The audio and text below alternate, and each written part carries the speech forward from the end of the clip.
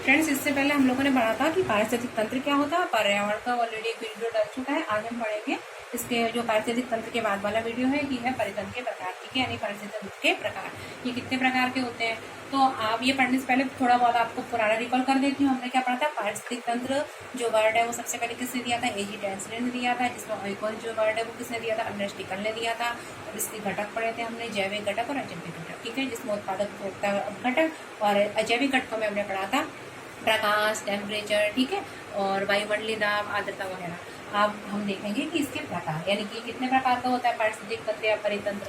तो पारिस्थितिक तंत्र या परितंत्र होते हैं वो दो प्रकार के होते हैं। कितने प्रकार के होते हैं, दो प्रकार के। एक तो होता है प्राकृतिक पारिस्थितिक तंत्र यानी परितंत्र, और दूसरा होता है मानव निर्मित पारिस्थितिक तंत्र या परितंत्र। ठीक है, तो सबसे पहले देख लेते हैं मानव निर्मित। मानव निर्मित में क्या आते हैं, मानव निर्मित यानी कि जिसको मनुष्य ने बनाया है। ठीक है, जो प्रकृति द्वारा बना हुआ नहीं है, जिसको किसने बनाया है, मनुष्य ने बनाया है। तो इसके अंतर्गत अगर हम देखें तो इसके अंतर्गत क्या आता है दोस्तों, खेत आता है। क्या आता है, खेत आते हैं। खेत के बारे में तो आप लोग जानते होंगे, वहां पे क्या होता है, कृषि होती है। ठीक है, फसल का उत्पादन होता है। ठीक है, शस्य, याद रखना, शस्य जो होता है वो किसके लिए प्रयोग होता है, जो फसल होती है उसके लिए होता है। ठीक है, बगीचा, बगीचा अपने आप तो ऐसा होता नहीं है कि हम आँख खोले हमको बगीचा दिखे। बगीचे को लगाना पड़ता है, उसमें फूल वगैरह पेड़ लगाने पड़ते हैं। ठीक है, और अगर हम बात करें एक्वेरियम, एक्वेरियम जो होता है वो कई प्रकार के हो सकते हैं, जैसे फिश एक्वेरियम है। ठीक है, आप याद रखिए फिश एक्वेरियम। ठीक है, सबने सुना ही होगा, बहुत लोग घर में भी होते हैं, और नहीं हो तो आप पाल लीजिएगा, काफी अच्छी लगती है मछलियाँ। ठीक है, तो ये किस प्रकार का, तब आपको समझ में आ जाएगा कि हाँ ये भी एक प्रकार का पारिस्थितिक तंत्र है। ठीक है, परितंत्र है, और वो किस प्रकार का है, मानव निर्मित है। कैसा है, मानव निर्मित है, जिसके अंदर खेत, बगीचा, एक्वेरियम। ठीक है, ज्यादा कुछ नहीं है, बस इसका नाम याद रखना है आपके लिए, तो ये इम्पोर्टेंट है। अगर हम बात करें प्राकृतिक पारिस्थितिक तंत्र यानी परितंत्र, तो इसके अंतर्गत क्या है, जो मनुष्य द्वारा नहीं बनाया गया है, अपने आप ही बनाया है। ठीक है, इसके अंतर्गत दो प्रकार के होते हैं, एक होता है जलीय और दूसरा होता है स्थलीय। जलीय मतलब समझ में ही आ रहा है, जल से संबंधित, और स्थल मतलब स्थल से संबंधित है। ठीक है, यानी कि लैंड। अब जलीय पारिस्थितिक तंत्र जो होता है वो दो प्रकार का होता है, एक होता है स्वच्छ जलीय, दूसरा होता है लवणीय। स्वच्छ जलीय मतलब फ्रेश वाटर, ठीक है, और लवणीय मतलब फ्रेश वाटर नहीं है। ठीक है, तो और स्थलीय के अंतर्गत आते हैं वन, मरुस्थल और घास। ठीक है, वन पारिस्थितिक तंत्र, मरुस्थलीय पारिस्थितिक तंत्र और घास पारिस्थितिक तंत्र। दोस्तों सबसे पहले अगर हम देखें कि स्वच्छ, ठीक है, जलीय पारिस्थितिक तंत्र देख लेते हैं। ठीक है, तो जलीय पारिस्थितिक तंत्र जो होता है, चलो पहले यही देख लेते हैं, जल्दी हो जाएगा। तो दोस्तों वन, ठीक है, तो वन आप लोगों ने ज्योग्राफी में पढ़े होंगे, नहीं पढ़े हो तो पढ़ लीजिएगा। यहाँ पे मैं आपको सिर्फ थोड़ा शॉर्ट बताऊंगी, क्योंकि यहाँ ज्योग्राफी तो पढ़ा नहीं रही हूँ। तो वन जो होते हैं वो कितने प्रकार के होते हैं, आप लोगों ने पढ़ा होगा।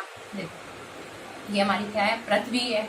अब बीच में क्या जा रही है, हमारी इक्वेटर 0 डिग्री जा रही है। ठीक है, और ये हमारी क्या जा रही है, मान लो कर्क रेखा। कौन सी रेखा है, कर्क रेखा। और ये कौन सी रेखा है, हमारी मकर रेखा। ठीक है, कर्क रेखा कहाँ से कहाँ तक जाती है, 23.5 डिग्री उत्तरी अक्षांश। ठीक है, और मकर रेखा कहाँ जाती है, 23.5 डिग्री दक्षिण अक्षांश। ठीक है, नॉर्थ के साथ। अब देखो क्या होता है कि कर्क रेखा और मकर रेखा के जो बीच का जो क्षेत्र होता है, ठीक है, वो तो इस आधार पर अगर हम पृथ्वी को ये देखें, ये पृथ्वी है, तो वन जो होते हैं हमारे कितने प्रकार के होते हैं, 3 प्रकार के होते हैं। एक क्या होते हैं, देखो उष्ण कटिबंधीय वन, आप लोगों ने सुना भी होगा नाम, उष्ण, ट्रॉपिकल, टेम्परेट। ठीक है, ये तो एक होता है उष्ण कटिबंधीय वन। ठीक है, दूसरे होते हैं शीतोष्ण कटिबंधीय वन, और तीसरे प्रकार के जो वन होते हैं जिनको हम क्या बोलते हैं, शंकुधारी वन। ठीक है, इनके नाम होते हैं जैसे कि ट्रॉपिकल, ठीक है, टेम्परेट, ठीक है, और जो शंकुधारी वन होते हैं उनको हम क्या बोलते हैं, कॉर्निफेरस। क्या बोलते हैं, कॉर्निफेरस। ठीक है, मैं जल्दी शॉर्ट में लिख रही हूँ नाम, आप बस मेरी आवाज को सुनिए। Tropical, temperate and coniferous. कौन मतलब क्या होता है, शंकु, मेहंदी लगाते हैं ना कौन, तो क्या कौन कैसी होती है, ऐसी होती है ना कौन, मेहंदी वाली। तो कौन से याद रखना, कॉर्निफेरस यानी शंकुधारी वन, ट्रॉपिकल यानी उष्ण कटिबंधीय वन, टेम्परेट यानी कि शीतोष्ण कटिबंधीय वन। ठीक है, तो ये कौन से होते हैं, उष्ण कटिबंधीय वन। ठीक है, ये कौन से होते हैं, शीतोष्ण कटिबंधीय वन। और जो कॉर्निफेरस होते हैं उनको हम क्या बोलते हैं, शंकुधारी वन। क्या बोलते हैं, शंकुधारी। कौन, शंकु। ठीक है, तो वन जो होते हैं वो कितने प्रकार, यहाँ बताऊंगी कहाँ कहाँ होते हैं अभी। तो देखो ये होते हैं वो सबसे, ये ट्रॉपिकल मतलब उष्ण कटिबंधीय, टेम्परेट मतलब शीतोष्ण, और कॉर्निफेरस मतलब शंकुधारी। देखो यहाँ वाला जो क्षेत्र होगा ना, यहाँ पे कौन से वन होंगे, ये होंगे हमारे ट्रॉपिकल। ठीक है, यानी कि उष्ण कटिबंधीय वन। उसके बाद यहाँ पर जो क्षेत्र होता है 66.5 डिग्री तक, यहाँ पर कौन से वन होते हैं, ये कर्क रेखा के इधर 66.5 डिग्री तक का जो क्षेत्र होता है, ठीक है। यहाँ पर जो वन होते हैं वो कौन से होते हैं, शीतोष्ण कटिबंधीय वन, ठीक है। कौन से, टेम्परेट शीतोष्ण कटिबंधीय वन। वही कॉर्निफेरस यानी शंकुधारी वन जो होते हैं वो 66.5 डिग्री के इधर वाले होते हैं, ठीक है। ये तो यहाँ पर कौन से वन होते हैं, शंकुधारी वन। कौन से वन होते हैं, शंकुधारी वन। तो समझ में आ गया। ये जैसे पृथ्वी है तो यहाँ पर कौन से होगा, ट्रॉपिकल, फिर हो गए हमारे टेम्परेट, और फिर कौन से हो गए, कॉर्निफेरस, ठीक है। यानी कि उष्ण कटिबंधीय, शीतोष्ण कटिबंधीय और शंकुधारी वन। बस वन में और कुछ याद नहीं रखना है आपको, बस इतना याद रखना है, ठीक। ठीक है, सब चांस पर पाए जाते हैं, यही पूछ लिया जाता है। इसके बाद हम पढ़ रहे हैं मरुस्थल। तो मरुस्थल क्या होता है, अब आप सोच रहे हो कि मरुस्थल क्या होता है, जहाँ रेगिस्तान रहो, ये हो वो हो, ऐसा कुछ नहीं होता। मरुस्थल, मरुस्थल जो होता है वो क्या होता है, उसको हम मतलब मरुस्थल नाम कैसे देते हैं, कोई चीज मरुस्थल है, आर्द्रता, वहां पर हम देखते हैं आर्द्रता कैसी है, ह्यूमिडिटी कैसी है, ठीक है। तो उस पर डिपेंड करता है कोई भी जगह मरुस्थल है या नहीं है, ठीक है। तो मरुस्थल का होना या ना होना किस पर डिपेंड करता है, आर्द्रता पर। यदि आर्द्रता कम है तो वो क्या होगा, मरुस्थल होगा, ठीक है। मरुस्थल बहुत सारे हैं, आप लोगों ने ज्योग्राफी में पढ़ा होगा, जैसे कि सहारा मरुस्थल, गोबी मरुस्थल, सिंस, ठीक है। बहुत सारे मरुस्थल है, आपको बस नाम याद रखने हैं, ठीक है। तनावी मरुस्थल, ठीक है। और सहारा मरुस्थल तो काफी हमारा, ठीक है, कहाँ पे है आप लोगों को पता होगा, अफ्रीका में है सहारा मरुस्थल, ठीक है। गोबी मरुस्थल आप याद रखिए, जो चाइनीज आइटम होते हैं ना वो कहाँ पर है, चीन में है।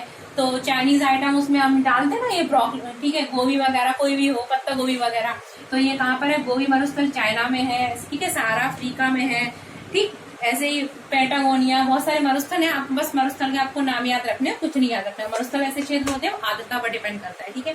उसके बाद घास, तो घास जो होती है वो क्या होती है, घास जो होती है जब क्या होता है कि पानी की मतलब इवेपोरेशन यानी बाष्पीकरण बहुत ज्यादा हो, क्या हो, भाप, बहुत ज्यादा भाप बन रही हो, तो वहां पर क्या होता है, और कोई वनस्पति ज्यादा नहीं हो पाती और भूमि कैसी हो जाती है, शुष्क हो जाती है। कैसी हो जाती है, शुष्क, यानी कि जब बाष्पीकरण की दर कैसी हो, बहुत ज्यादा हो, तो वहां पर भूमि थोड़ी शुष्क होने लगती है और वहां पर कुछ नहीं पनपता, क्या, सिर्फ घास होती है, ठीक है। तो ये घास जो होती है वो कई प्रकार की होती है, अलग अलग देशों में इनके नाम है, ठीक है। आपको वो क्या नाम रखने हैं, नाम याद रखने हैं। जैसे कि अगर हम बात करें प्रेरी, तो प्रेरी जो होते हैं वो कहाँ पर पाए जाते हैं, आपको ये याद रखना है, ठीक है। जैसे कि प्रेरी जो होते हैं वो कहाँ, उत्तरी अमेरिका में पाए जाते हैं, प्रेरी प्रकार के जो घास के मैदान होते हैं। इसी तरीके से सवाना प्रकार के घास के मैदान होते हैं, फिर स्टेपीज प्रकार के, ठीक है, डाउन्स प्रकार के, ये सब क्या है, घास के मैदान है, ठीक है। डाउन्स प्रकार के घास के मैदान कहाँ पाए जाते हैं, बेल्ट प्रकार के, ठीक है, ये सब क्या है, घास के मैदान है। कैंटरबरी वगैरह, ये आपको इनके नाम याद रखने हैं, आपको ये सब ज्योग्राफी में मिल जाएगा, इसलिए यहाँ नहीं पढ़ा रही हूँ, ज्योग्राफी कही है, यहाँ बस थोड़ा बताना रहता है, ठीक। तो ये हो गए हमारे स्थलीय पारिस्थितिक तंत्र के बारे में, जो पर्यटन का प्रकार है। उसके बाद जलीय, ठीक है। तो जल जो होते हैं उसके अंदर तो मैंने बताया था स्वच्छ जलीय और लवणीय। तो स्वच्छ जलीय मतलब फ्रेश वाटर, तो इसके अंतर्गत क्या आएंगे, इसके अंतर्गत आते हैं हमारे नदी आदि है, हमारे क्या आते हैं, तालाब आते हैं, हमारे झरने आते हैं, ठीक है। झरने देखने में अच्छे लगते हैं, है ना, आप लोग गए भी होंगे देखना, ठीक है। बट तो नदी, तालाब, झरने वगैरह, ठीक है, सरोवर वगैरह। आप ये सोच रहे होंगे सरोवर और तालाब मतलब क्या है, देखो सरोवर क्या होता है कि जो काफी बड़ा रहता है, ठीक है, मतलब रमणीय, देखने में सुंदर होता है। तालाब मतलब यूं ही है, ठीक है, छोटा रहता है। तो नदी, तालाब, सरोवर वगैरह, झरने वगैरह, ठीक, ये सब काय में स्वच्छ जलीय में आते हैं। वही लवणीय में कौन आते हैं, महासागर, ठीक है, ये सब काय में आते हैं, हमारे लवणीय में आते हैं, ठीक है। इसके अंतर्गत अगर हम पढ़ें तो ओपन सी वगैरह भी पढ़ सकते हैं, कोरल रीफ वगैरह जो रहती है, ठीक है, ये सब काय में आती है, लवड़ी में आती है। तो सबसे पहले इधर हम स्वच्छ जलीय को थोड़ा सा देख लेते हैं दोस्तों। इसके बाद अगर हम देखें जलीय में कौन सा, स्वच्छ जलीय, कौन सा, स्वच्छ जलीय पारिस्थितिक तंत्र। तो स्वच्छ जलीय में क्या होता है, देखो एक होता है लैंटिक प्रकार का, ठीक है, और दूसरा क्या होता है, लोटिक प्रकार का, ठीक है। लैंटिक और लोटिक, ठीक है, यानी कि इनका मतलब आप ऐसे समझ लीजिए कि लैंटिक यानी कि स्थिर, कैसा होता है ये पारिस्थितिक तंत्र जो होता है वो स्थिर होता है। लॉन्टिक मतलब ये मतलब बहता हुआ, कैसा है, बहता हुआ, ठीक है। तो जल, अब देखो जल अगर तालाब है ये और इसमें पानी भरा हुआ है, ठीक है, तो ये कैसा होगा, स्थिर होगा, यानी कि लैंटिक होगा। वहीं अगर ये नदी है, ठीक है, ये क्या है, नदी है, नदी बह रही है, ठीक है, नदी क्या है, बह रही है, तो वो क्या होगी, लॉन्टिक, ठीक है। तो स्वच्छ जलीय जो फ्रेश वाटर पारितंत्र होता है वो भी दो प्रकार का होता है, एक होता है लैंटिक और दूसरा होता है लोटिक। ठीक है, ये पूछने आता है। लैंटिक मतलब स्थिर जलीय पारिस्थितिक तंत्र और लोटिक मतलब बहता वाला। ठीक है, ये पारिस्थितिक तंत्र। तो स्थिर जलीय के अंदर आते हैं तालाब वगैरह, ठीक, कोई झील है मतलब तो तालाब आप याद रखिए।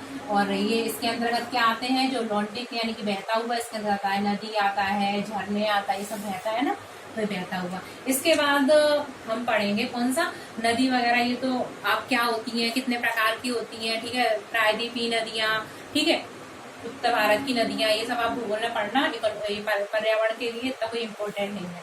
इसके बाद हम देखते हैं कि झील। ठीक है, अब झील थोड़ा देख लेते हैं, झील पारिस्थितिक तंत्र क्या होता है, डायग्राम बना के। ठीक है,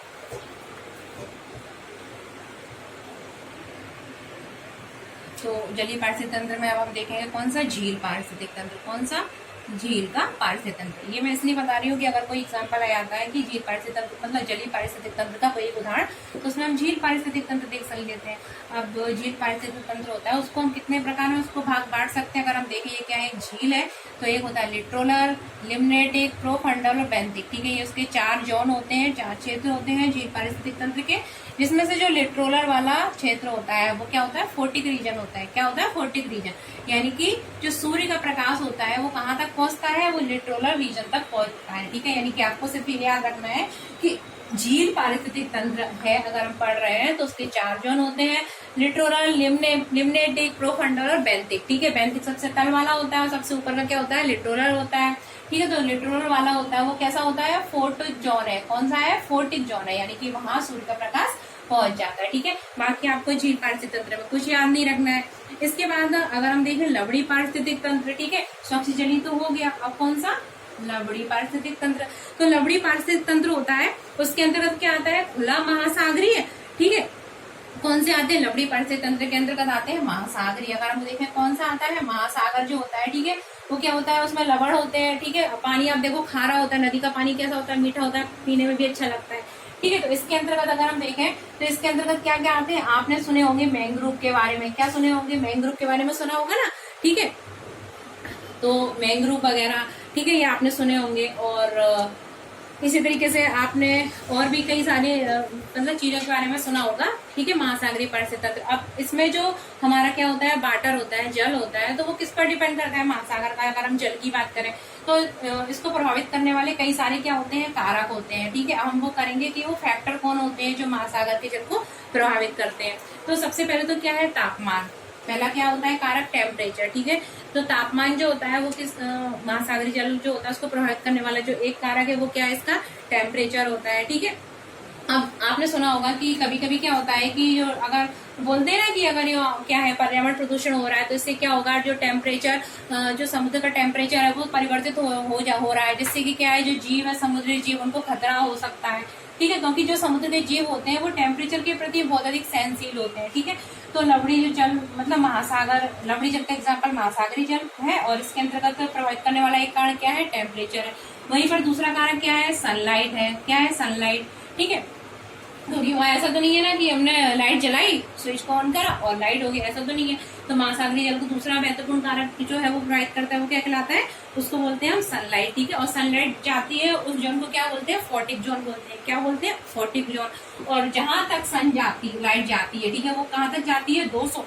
ठीक है, कहाँ तक जाती है फ्रेंड, 200 मीटर तक जाता है। तो 200 मीटर तक का जो क्षेत्र होता है वो क्या कहलाता है, महासागरीय जल में फोर्टिक रीजन कहलाता है। कहाँ क्या कहलाता है, फोर्टिक। आता है क्वेश्चन, फोर्टिक रीजन कहाँ तक होता है, 200 मीटर तक का क्षेत्र होता है। और उससे नीचे का जो क्षेत्र होता है जहाँ पर सूर्य का प्रकाश नहीं आ पाता, उसको क्या बोलते हैं, अफोर्टिक। क्या बोलते हैं, अफोर्टिक जोन। ठीक है, तो ये याद रखना, पहला टेम्परेचर, दूसरा क्या होता है, सनलाइट। इसके बाद अगर हम बात करें तो लवणता यानी सैलिनिटी। ठीक है, लवणता, तो लवणता भी है वो क्या, जो महासागरीय जल है उसको प्रभावित करने वाला एक महत्वपूर्ण कारक है।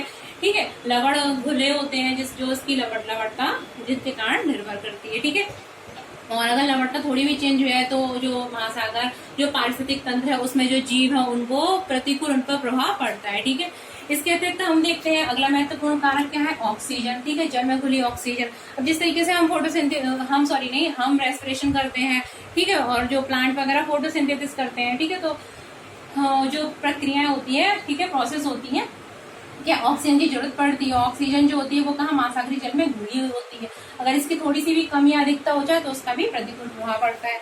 ठीक है, और सबसे महत्वपूर्ण है वो क्या है, पोषक तत्व। क्या है, पोषक तत्व। तो जो पोषक तत्व होते हैं वो भी महासागरीय जल में घुले हुए होते हैं और ये भी इस पारिस्थितिक तंत्र पर एक अपना प्रभाव डालते हैं, पोषक तत्व। ठीक है, तो ये हो गया हमारा जलीय पारिस्थितिक तंत्र। उम्मीद है आपको समझ में आ गया होगा।